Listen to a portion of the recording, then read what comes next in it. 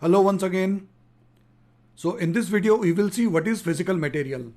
Now what you can see, there are four cubes. I mean, two are green and two are sort of red.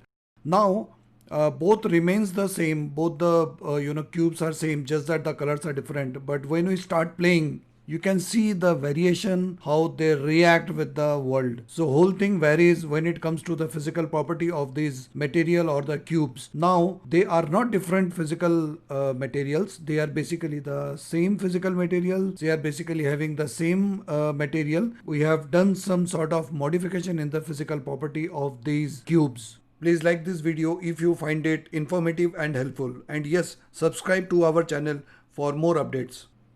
Fine. So let's recreate it. Now, if you carefully see that, in the PM1, it is a sort of, red color. And in the PM2, it is basically the green color.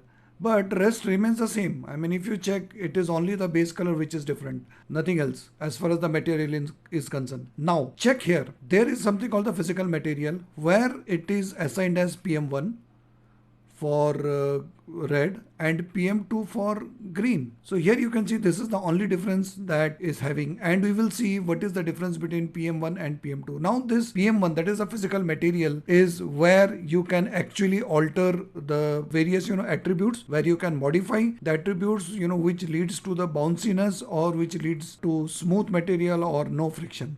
So let's recreate the material.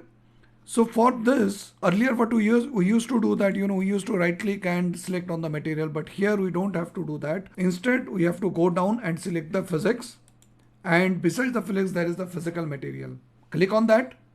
So this will open, and this will ask about the physical material. You write it like PM3, although you have created PM1 and PM2, and you click that PM3 and close it. Now that PM3 is already created. Now we are not getting into the PM3 because that is how it is made. So we will concentrate only on the PM1 and the PM2. So we will show you that what are the different things that we can have in the PM1. Now you open this physical material. There is something called friction. There is the next is the bounciness, density, mass and all. Now what is that friction? I mean, so friction, by default value, the friction is 0. Friction means there is no obstacles as far as the motion is concerned. It is something like ice. It will simply slip off. More you increase the friction, the speed will be reduced as far as the movement is concerned. Now, as you can see, the friction is basically the how it slides. In the next option, what you can see is the friction combined mode. Now, what is this combined mode? So let us suppose here there are the two materials, there are the two articles. One is that green, that is the cube, or the red, or possibly that white. Now this red or green will interact with the white. Now what is this combined mode? This combined mode will say, will determine the friction of both the materials. So it will take the average of both the materials, I mean both the articles. It will take the minimum, or it will multiply both the values, or it will take the value. Now you save it, and if you play it, what you can see is this red material is not moving. Now what is that change we have done here? So let me go back to the physical M1. What I have made it, instead of minimum, I made it as a maximum. That means the moment I make it maximum, there is a full amount of friction and it is not going to slide. Now I made it average. Now you can see some sort of movement is happening. If we watch it closely, you can see this red material is coming down slowly. From this angle also you can understand this is coming down slowly. That means this red cube and this white board is actually getting interacted, and there is some friction. And if we talk about the mathematical terms, it is the average friction which is taking up. So let me make it minimum. Okay, fine. Now what is the multiply? Multiply is like whatever is the value is. So here our value is 0. So anything multiplied by 0 is basically 0 itself. So you play, you can see this is sliding off immediately.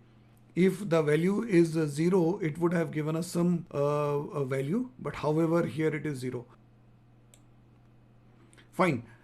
So In the next thing is basically restitution, which is nothing but the bounciness of material, which varies between 0 to 1. Here what you can see, the value is quite low, 0.004, and rest other thing remains the same. In the PM2, what you can see, it is close to 1, or it is basically the 1. So let us suppose if it is 1, it will typically bounce, and the distance will depend on the initial distance. So let me play it again. So the distance of bounciness will depend on the initial distance, and if I play it, you can see, because with the red, the value for the bounciness is 0.004, which is quite low or close to 0, and here it is 1. So the red cube is not bouncing, where the green cube is bouncing. Rest of the thing, which is the combined mode, remains the same. So there is nothing new. Now, what is density? Density is basically the sort of weight which depends on the volume. So more the weight, less is the volume, more denser the material is.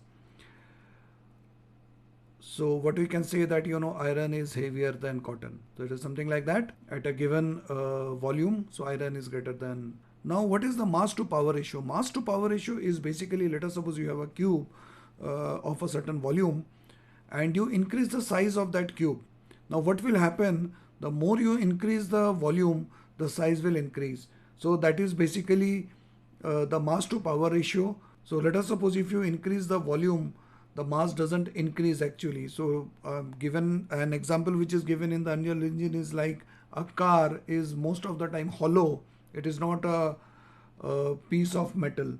So likewise, you can determine what could be the mass to power ratio. Okay. The next property is the physical property, which is something called, surface type. Now what is the surface type, and which is default here? So let us see how we can go. So go to edit, go down. What you can see is the project setting. In the project setting, what you can see in the engine part, there is something called physics. Get into the physics and again go down. So there are a lot of parameters what you can modify based on your requirement. Now come to this. Here is something called, surface type 1, surface type 2 by default. So you can name it. I mean, you can name it ice, you can name it rubber, you can name it metal sheet, whatever it is. So let me write ice, and maybe the surface type, let me save it as sand, which has almost 0 bounciness. Okay, great. So there are almost 30, 35 or above that surface type, or you can add more also. Now you select here, you will see ice and sand, because we have created ice and sand. Great. So what we have to do is we have to save it, and you come out of it. So let me put it ice for this. Fine. So that's it for this video. Quite a simple video. So the best part is that in this video, what you have understood is how we can control the physical property of a certain material, not exactly the material, the physical property of that article where we are applying the material. Thank you. Thanks a lot. See you in the coming videos.